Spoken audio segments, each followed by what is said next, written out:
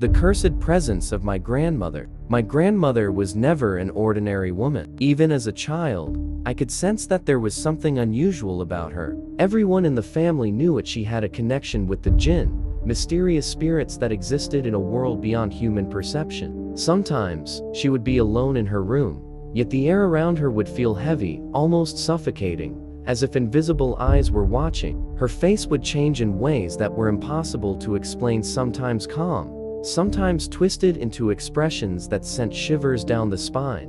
Food would vanish mysteriously. I remember seeing her eat alone, yet plates would be empty, as if others invisible had joined her. At night, faint cries and whispers echoed from her room. Sometimes, it sounded like a child crying. Other times, it was a low, guttural sound that made the walls tremble. The family never doubted it. These spirits were part of her, bound to her blood. No one could remove them. They seemed to blend with her very being. And yet, despite the fear, there was something mesmerizing about her presence. Terrifying, yes, but commanding. Living with my grandmother was like living in a house where the unseen constantly lingered, always watching, always waiting. I would sometimes sit in my room, listening to the faint noises from hers, wondering what secret world she was a part of, and feeling the cold realization that one day, this otherworldly presence would not only affect her, but everyone around her. When my grandmother finally passed away, the house felt strangely empty, yet heavier than ever. The air seemed charged with a presence that was waiting, watching. My grandfather, who had known her longer than anyone, realized something terrifying. Those jinn, bound to her soul for so many years, would now seek a new host. In our family, there was a belief: if a jinn attaches itself to someone, death cannot free it. Once released from one person, it moves silently, seeking its next victim. Panic spread through my grandfather, and he acted immediately. He called several religious scholars, men skilled in Qur'anic recitations and protective rituals. They arrived at our house, carrying talismans and holy water, reciting prayers non-stop. The presence of the jinn was strong. They seemed almost impatient, restless. At night, strange occurrences escalated. Crows swarmed above the house, cawing loudly, as if heralding a storm. The wind roared through every corner, and unseen forces seemed to push and shove my mother and aunt. Their screams pierced the night, yet nothing visible was there to harm them. Even the scholars looked tense. They told us that timing was crucial. If we hadn't come immediately after her death, one of them said, these spirits could have attached themselves to someone else in this family. And once a jinn binds to a person, it becomes nearly impossible to remove. Their malevolence is so deep, life becomes a constant struggle with death. We realized then how dangerous the jinn were. They weren't just mischievous spirits, they were relentless, cunning, and capable of attaching themselves to any unsuspecting family member. My grandfather's fear was justified. This was not just about haunting, this was about survival. The scholars worked tirelessly, moving through every room of our house. They carried holy water, talismans, and Qur'ans, reciting prayers in a steady, commanding rhythm. The atmosphere was tense, every corner seemed alive, as if the walls themselves were whispering warnings. They instructed everyone in the family to follow strict rules. No one is to ignore these rituals, one of the scholars said, or the spirits will find a way to attach themselves to you. Once they do, it is almost impossible to remove them. Even with their presence, the jinn showed signs of resistance. Crows continued to circle above the house, their piercing cries echoing through the night. Sometimes, we could feel unseen hands brushing past us or nudging us in the dark. Doors creaked open on their own. Shadows flickered across the walls, twisting into shapes that didn't belong. My grandfather watched everything with a grim expression. These spirits are unlike anything you can imagine, he said quietly. They are tied to my wife's blood. Their malice is so deep that even death cannot break their hold. That is why we must act now, while we still can. The scholars reassured us that if we obeyed the rules and allowed them to perform their rituals, the jinn could be contained. But they warned, if we had arrived even a few hours later, these spirits could have attached themselves to someone else. And if that happens, you will carry them for life, just like your grandmother once did. Every night felt like a battle. The scholars recited, sprinkled holy water, and placed protective talismans in every room. Slowly, the chaos seemed to lessen, but we all knew this was only temporary. The jinn were still there lurking, waiting, testing our resolve. Despite the scholars' constant prayers and protective rituals, the jinn grew bolder. One night, the house seemed to come alive with a terrifying energy. Unseen hands began to shove my mother and aunt, knocking objects off tables and rattling doors. The wind howled through every corner as if the house itself had become a storm.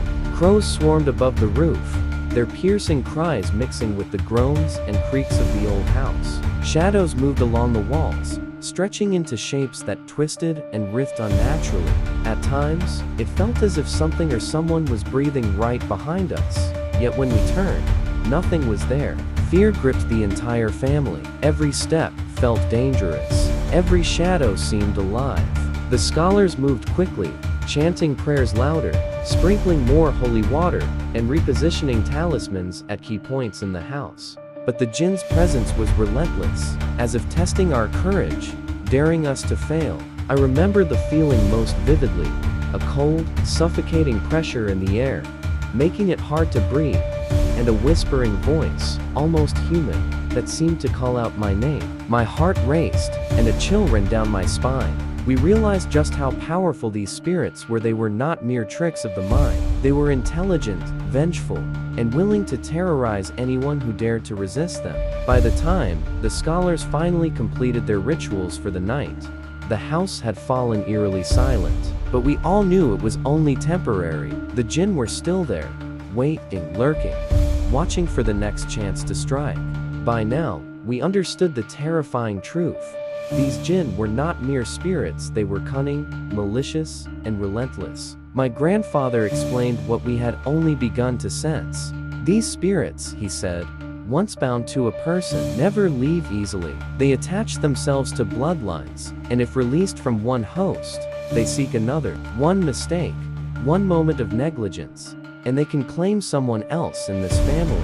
And once they attach themselves, life becomes a shadow of death. You carry their presence constantly, just like your grandmother did. We realized that even with the scholars' intervention, the jinn's power was immense. Their presence was like a dark thread woven into the very fabric of the house, connected to our lives through fear and blood. Every precaution had to be followed perfectly, or else the spirits could strike again. The jinn's malevolence was more than just haunting, it was survival. We were reminded that their attachment was nearly impossible to break once established.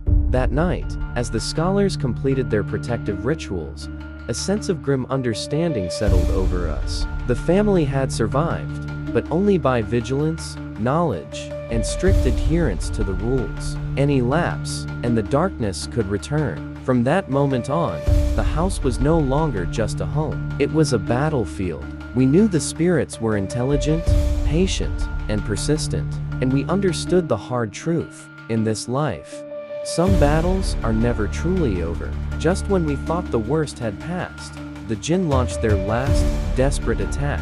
It was as if they knew the protective barriers had weakened slightly. That night, the house shook with a terrifying energy. Unseen forces pushed and shoved my mother and aunt, slamming doors and sending furniture crashing to the floor. The crows above the roof caught in a frenzy, their sound blending with the violent gusts of wind that swept through the halls. Shadows danced on the walls, twisting into grotesque shapes that seemed almost alive. It wasn't just chaos, it was targeted. The jinn were searching for weaknesses, testing our courage and resolve.